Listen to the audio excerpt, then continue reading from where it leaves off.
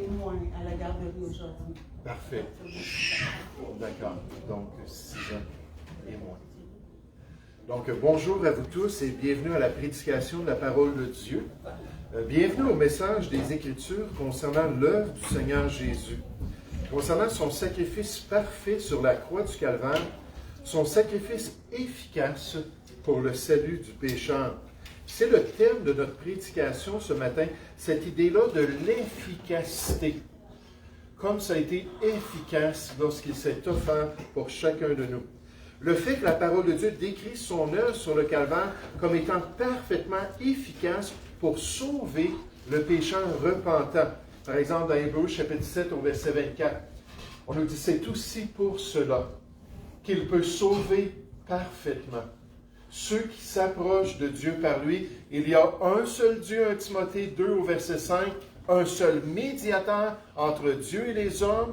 Alors ceux qui s'approchent de Dieu par lui, étant toujours vivants pour intercéder en leur faveur. » Si on veut juste se tourner vers Jésus, juste invoquer son nom et lui demander de venir dans notre vie.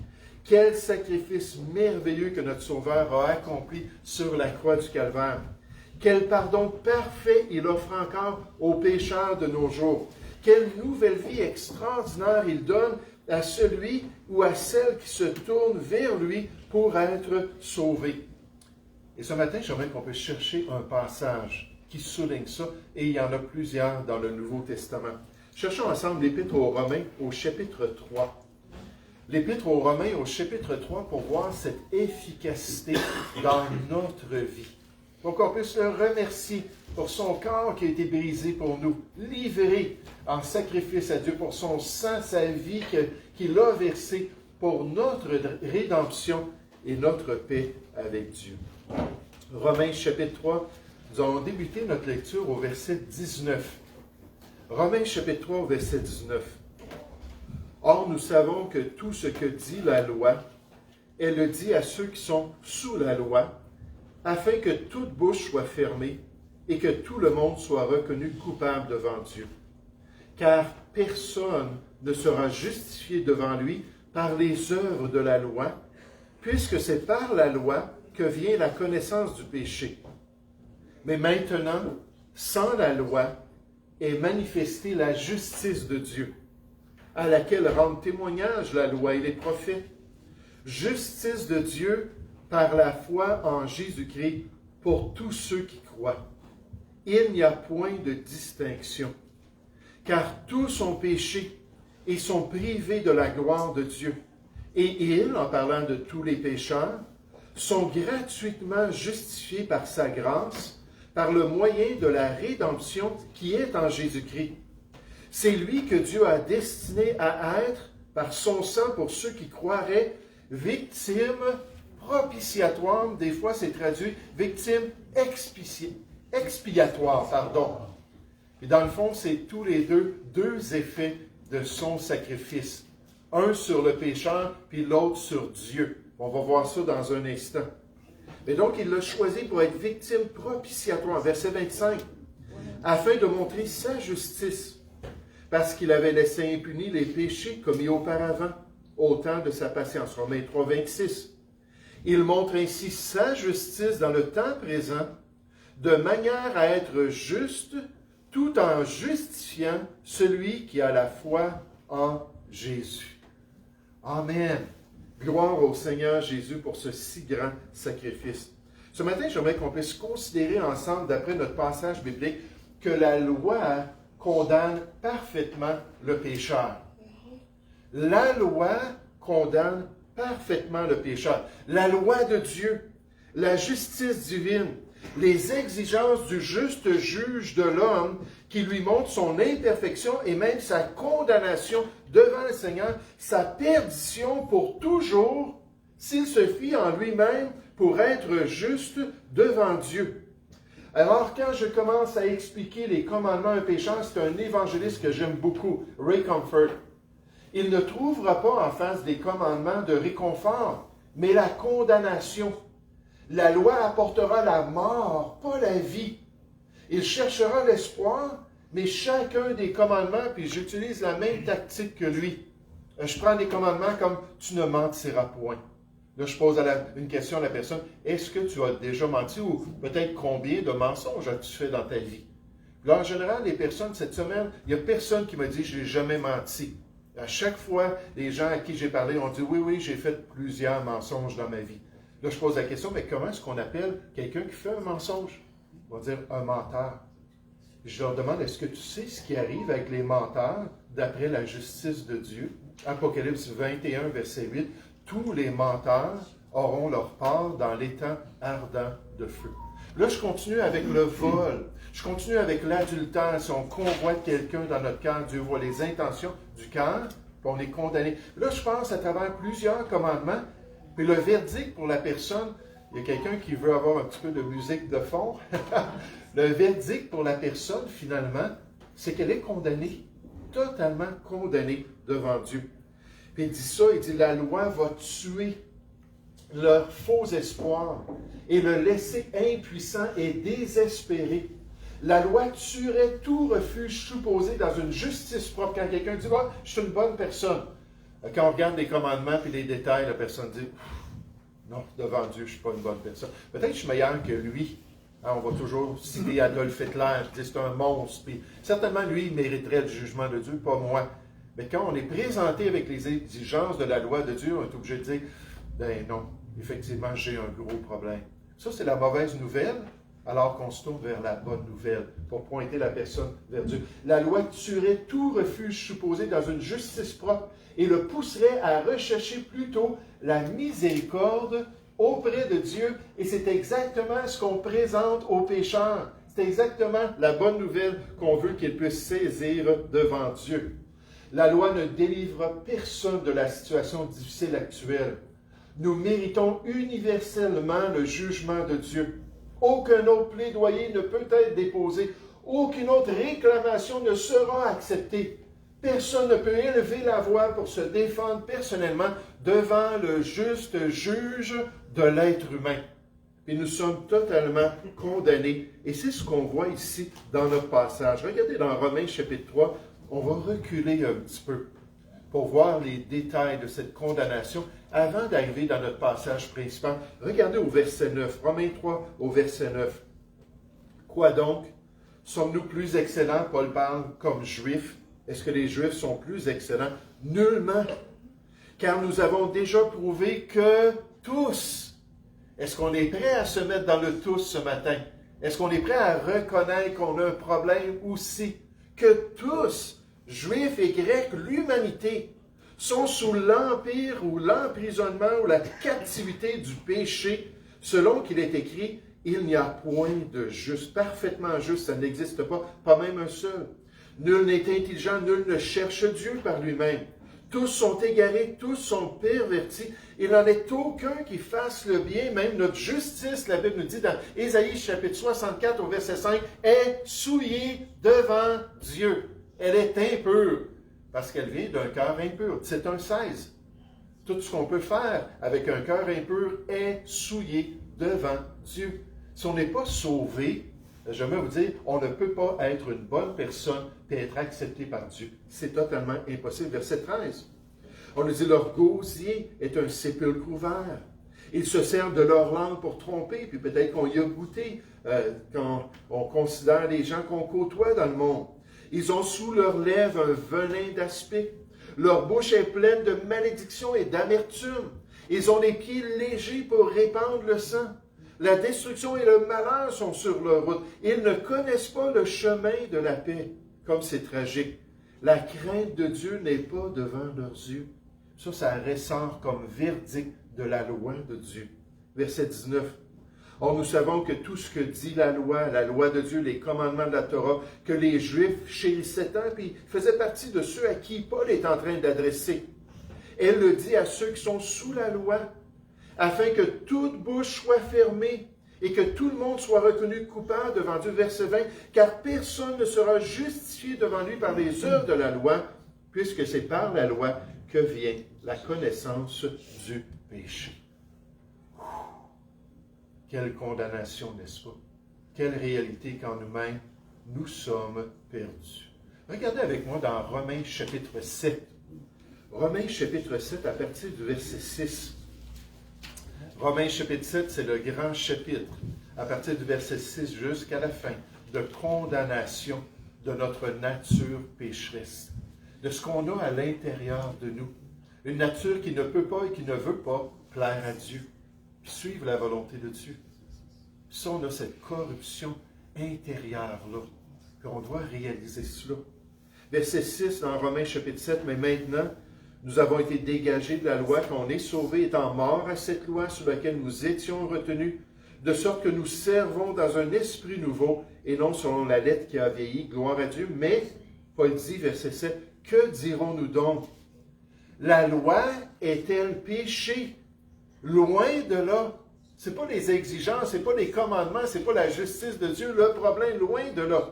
Mais je n'ai connu le péché que par la loi, car je n'aurais pas connu la convoitise si la loi nous dit, tu ne convoiteras point. C'est important d'utiliser la loi, on va le voir tout à l'heure dans Galates 3.24. La loi, c'est un enseignant pour nous amener à réaliser qu'on a besoin de Jésus, pour nous amener à la croix du Calvaire. C'est important de présenter ça. Les gens ne les connaissent pas, les 10 commandements. Ça a changé dans notre société.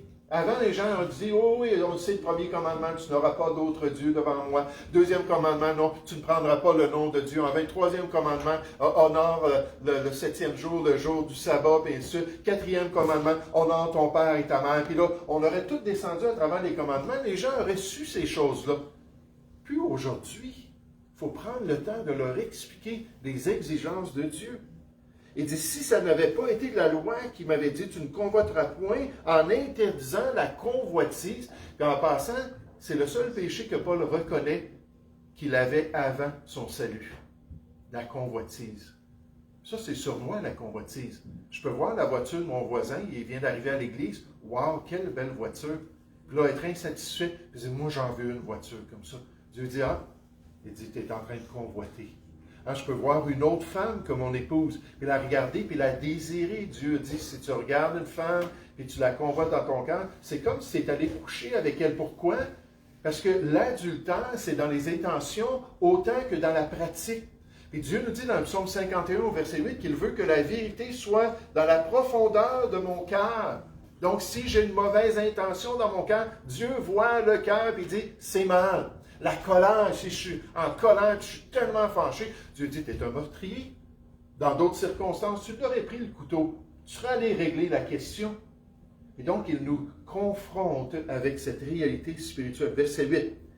Et le péché, en face du commandement, saisissant l'occasion, produisit en moi, par le commandement, toutes sortes de convoitises, le contraire. Ça, c'est comme quand on dit à un enfant, puis on a eu 3 enfants, puis on a passé les étapes avec nos enfants, puis on remercie le Seigneur, on n'a pas eu la crise d'adolescence. On avait vraiment peur de cela. Nos enfants, ça a très bien été dans l'adolescence. Mais dans leur jeunesse, il y avait beaucoup de choses qu'on devait leur montrer, puis les aider à apprendre. Puis là, papa, il disait à Christian, son fils, surtout quand il était tout petit, puis là, il s'en venait vers les livres dans la bibliothèque. J'ai dit, non, c'est à papa, ces livres-là. C'est pas pour toi, Christian. Tes livres sont là. C'est là que tu dois aller. Là, Christian s'en venait. Puis là, il faisait ça. Avec sa tête. Là, il s'en allait. Puis là, il revenait encore. Puis là, il en prenait un. Puis il touchait. Et ce qu'on voit, c'est que même dans la jeunesse, les enfants démontrent qu'on a une nature corrompue. La Bible nous parle de ça se manifeste même dans la tendre jeunesse. On est pécheurs, on est rebelles envers nos parents, on est rebelles envers ce que Dieu veut pour nous. Verset 9, pour moi, étant autrefois sans loi, je vivais. Et quand le commandement vint, quand il était conscient des ordres du Seigneur, le péché reprit vie, et moi je mourus. Ainsi, le commandement qui conduit à la vie, se trouvant pour moi conduire à la mort. Car le péché, saisissant l'occasion, me séduisit par le commandement. Dieu ne veut pas ça. Ah, mais moi, je le veux, par contre. Ce fruit-là, comme il a l'air beau. Ce fruit-là, comme ça serait satisfaisant. Ce fruit-là, comme je deviendrais intelligent. C'est comme ça qu'Ève a été tentée. 1 Jean chapitre 2, verset 15, nous dit que le tentateur utilise encore les mêmes choses pour nous dire, non, fais-le, et tu vas voir, il y a tellement des beaux fruits qui vont sortir de ta désobéissance. C'est ça que la chair essaie de nous faire comprendre. Verset 12. La loi donc est sainte, et le commandement est saint, juste et bon. Ce qui a été bon a-t-il donc été pour moi une cause de mort? Loin de là, je le répète, loin de là. C'est pas ce qui est bon qui est le problème. C'est moi qui ne suis pas bon. Mais c'est le péché, afin qu'il se manifestant comme péché, en me donnant la mort par ce qui est bon. C'est tellement laid.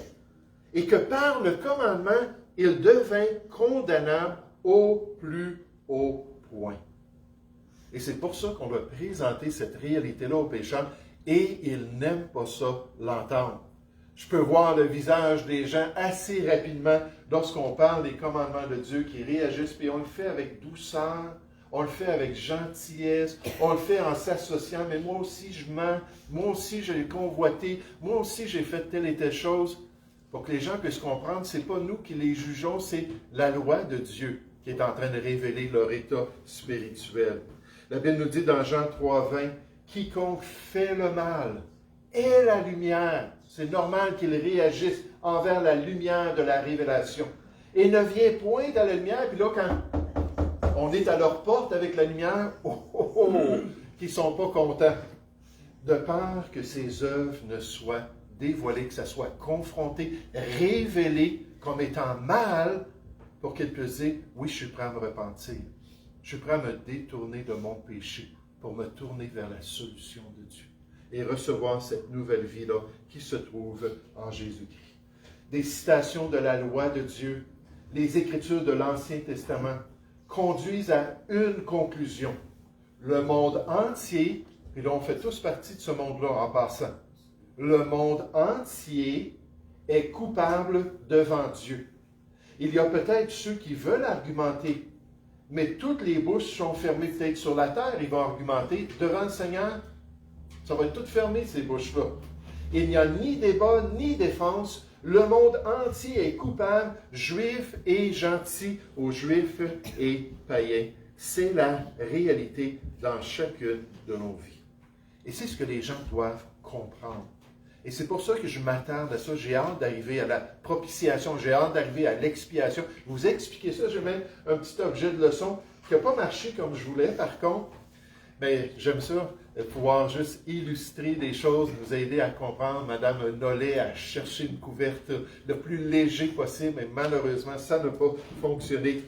Mais vous allez pouvoir comprendre ça puis voir ça tout à l'heure. Mais surtout pour aider les gens à accepter.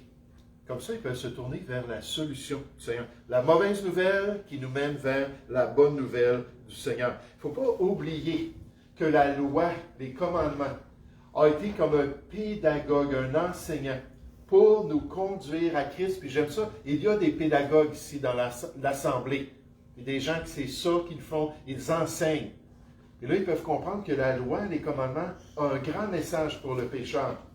Pour nous conduire à Christ, nous montrer notre besoin afin que nous soyons justifiés par la foi, c'est-à-dire la foi dans l'œuvre au Calvaire. Qu'ils puissent comprendre leur état spirituel.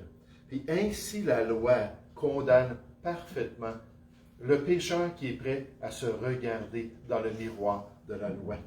Par conséquent, alors qu'on considère cela, on voit que tous les pécheurs sont condamnés, et c'est ce que Paul dit alors qu'il continue son raisonnement.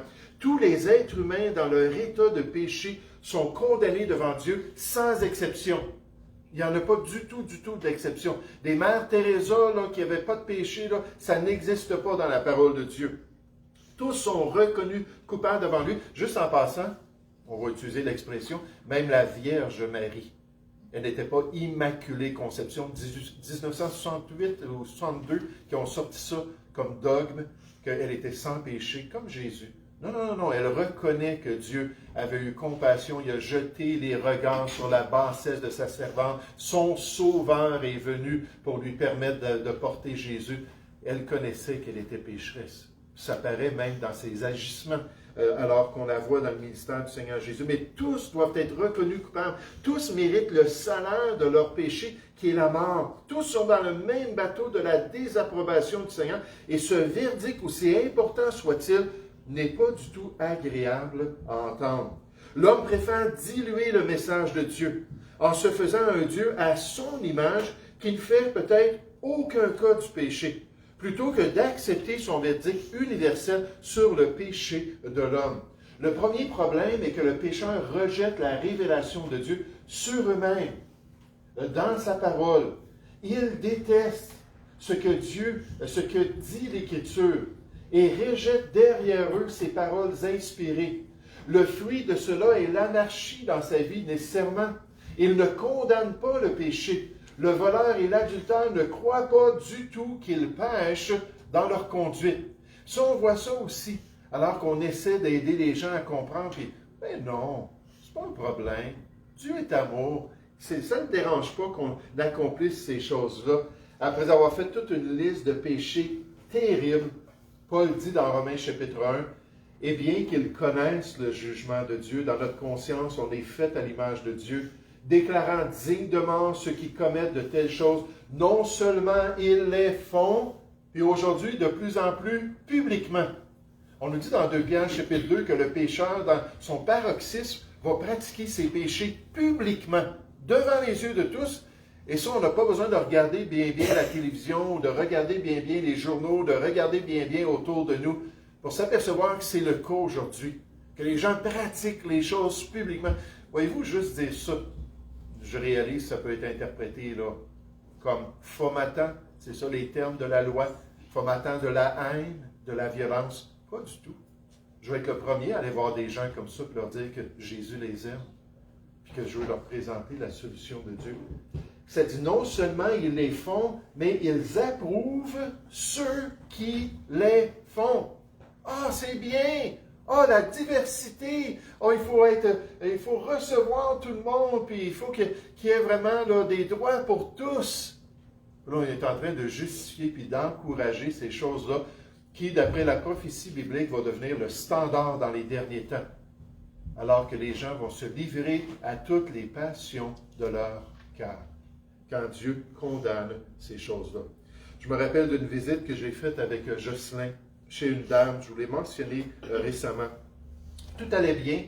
Dès que j'ai parlé de Jésus-Christ, dès que j'ai parlé de la Bible, elle dit « Ah oui, j'aime la Bible, puis c'est bien de partager la Bible. » Les gens ont besoin d'entendre la Bible de nos jours.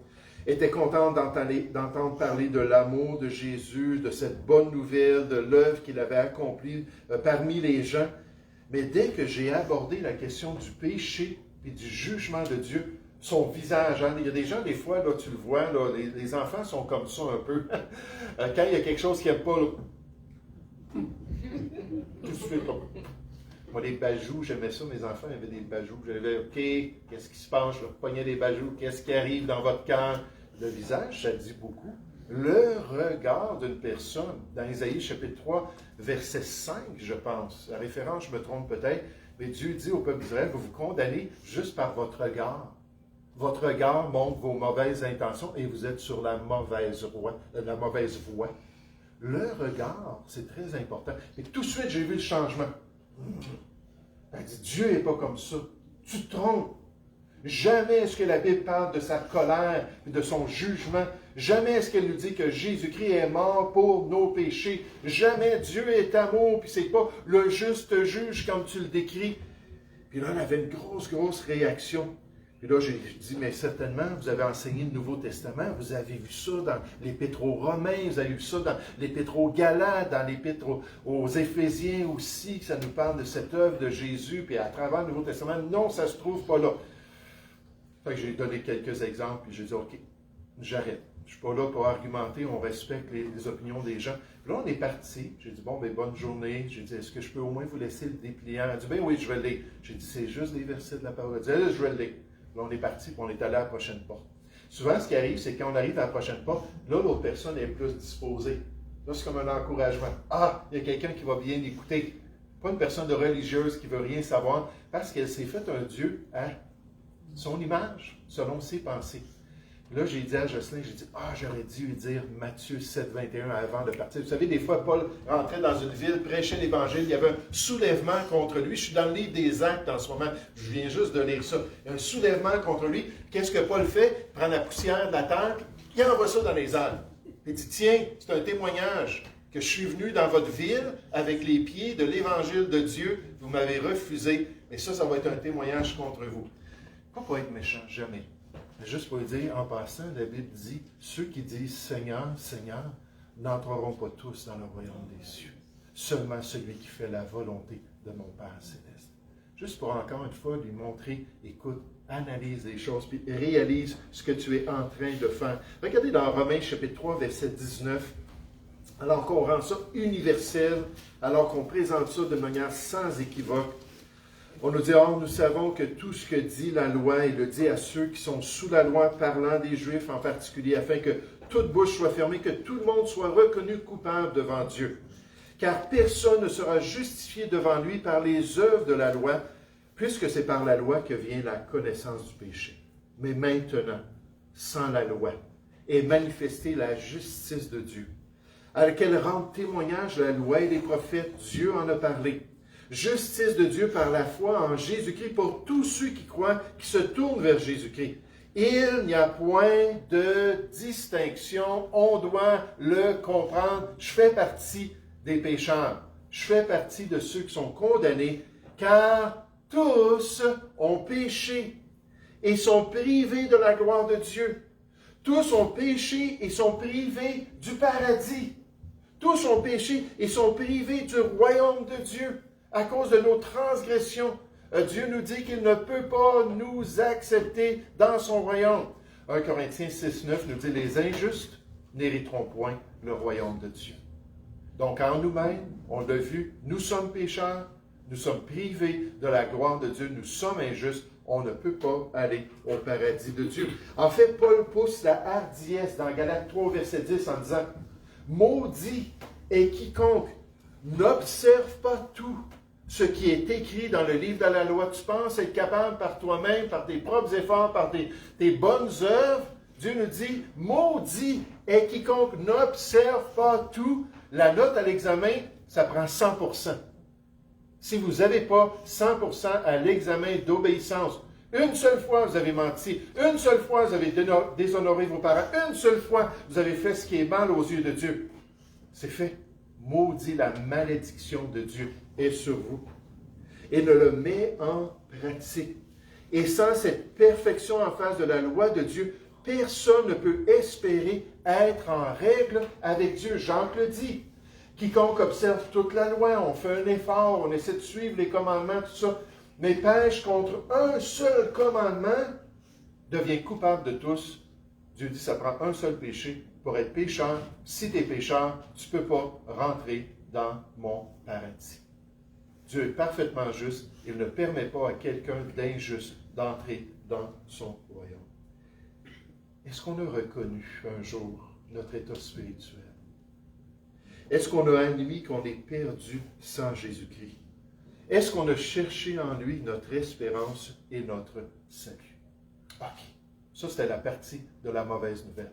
J'aimerais ça qu'on se tourne vers la bonne nouvelle. Considérons surtout ce matin l'œuvre de Christ qui couvre parfaitement toute notre culpabilité. L'œuvre de Jésus qui nous couvre entièrement. Le sacrifice de Jésus est par cela même expiatoire d'après les Écritures et propitiatoire dans ses effets sur le péché de l'homme. J'aimerais ça qu'on puisse juste regarder rapidement la vérité dans Romains chapitre 3, puis ensuite je vais vous l'illustrer. J'espère que vous allez saisir l'œuvre de Jésus dans votre vie, que vous allez l'accepter. Si vous l'avez accepté, que vous serez prêt à être bien disposé et à le célébrer, à vous réjouir de ce qu'il a fait pour vous. Verset 21, Romains chapitre 3. Mais maintenant, sans la loi, est manifestée la justice de Dieu, à laquelle rendent témoignage la loi et les prophètes. Justice de Dieu, pas par moi, par la foi en Jésus-Christ, pour tous ceux qui croient.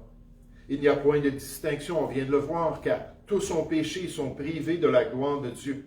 Et ils sont gratuitement justifiés par sa grâce. C'est un don de sa grâce.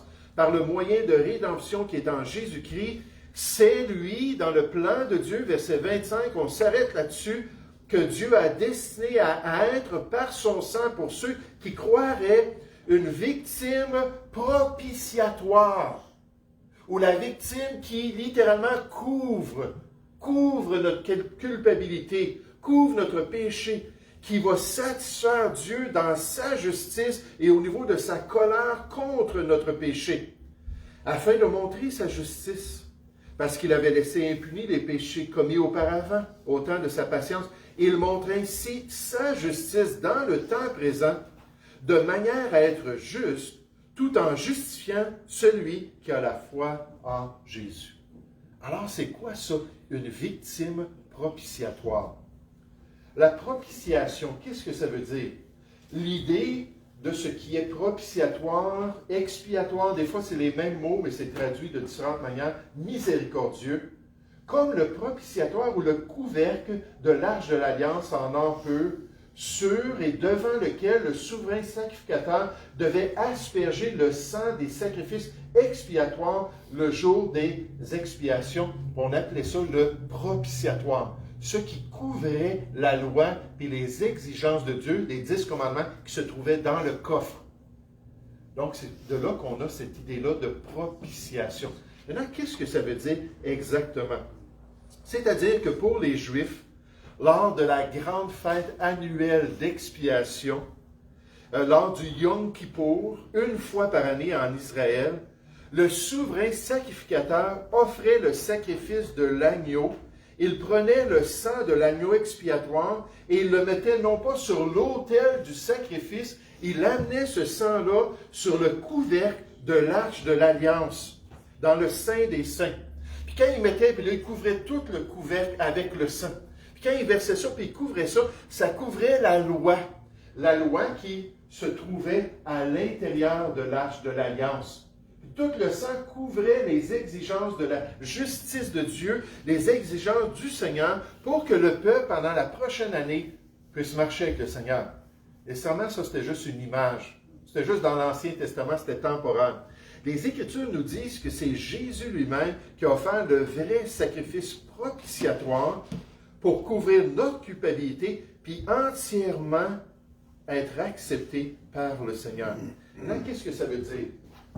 J'ai voulu illustrer ça ce matin par l'état de notre cœur. Ça, c'est moi, ça. Un cœur noir. Un cœur dans les ténèbres. Un cœur plein de méchanceté. Plein de péché. Quand j'ai accepté le Seigneur, ça n'a pas été dur de voir la différence. Je travaille en ce moment avec des jeunes qui ont été élevés dans des familles chrétiennes et qui se demandent bien, est-ce que je suis passé de la mort à la vie? Est-ce que je suis devenu une nouvelle créature en Jésus? Ils ont de la difficulté à le savoir. Puis là, je passe à travers la loi, puis à travers les promesses de l'Évangile pour leur montrer, est-ce que vous comprenez? Comment est-ce que vous êtes coupable? Puis Dieu nous voit exactement comme ça. Et quand Jésus est mort sur la croix, son sang a été utilisé. Puis là, je vais essayer de le faire sans gaffer. Et son sang a été utilisé par Dieu pour couvrir notre cœur. Et ça fait deux choses. Premièrement, ça fait de l'expiation. Pour le chrétien, l'expiation, c'est que Dieu n'a plus du tout de condamnation. Il n'y a plus de condamnation qui se lève contre nous. On est en paix avec Dieu. Et pour Dieu, ça fait de la propitiation.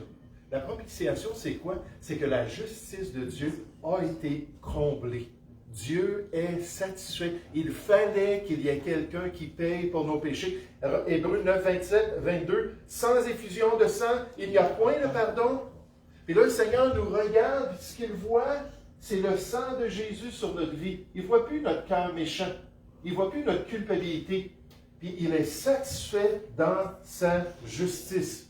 Donc, nous, on est en paix avec Dieu, puis on se réjouit de connaître maintenant notre Père céleste. Il était notre juge. Maintenant, il est rendu notre Père céleste. On est adopté dans sa famille.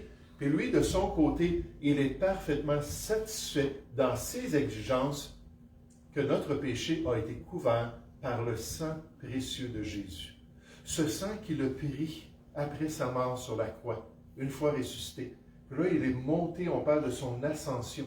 Puis il a péri ce sang-là, puis il est allé devant Dieu, puis il a offert cela devant le Seigneur, pour couvrir une fois pour toutes nos péchés, pour qu'on puisse avoir cette paix avec Dieu. Donc, quand Dieu nous regarde, là, il voit le sang. Il voit la couverture que Jésus a fait pour notre salut. Cet auteur nous rappelle, Hébreux chapitre... OK? Oui, c'est ça, Hébreux chapitre 9. Ça dit, ce n'est pas pour s'offrir lui-même plusieurs fois qu'il y est entré. Là, on parle Jésus qui est allé dans le vrai tabernacle céleste, dans la présence de son Père, dans la gloire. Il a apparu une seule fois, on nous parle qu'il a amené son sang expiatoire. Il a apparu une seule fois pour abolir le péché par son sacrifice. C'est réglé, il n'y a plus de condamnation aux yeux de Dieu sur notre péché devant le juste juge. Nous sommes expiés et Dieu est satisfait. Oh, parfaitement, complètement, entièrement.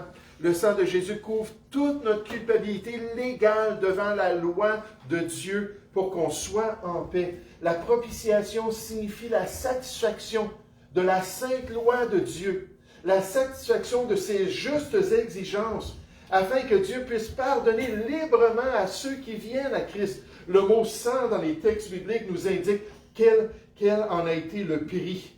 On était rachetés par le sang précieux de Jésus. Jésus a dû mourir sur la croix pour satisfaire la loi et justifier les pécheurs perdus que nous étions alors qu'on a cru en lui.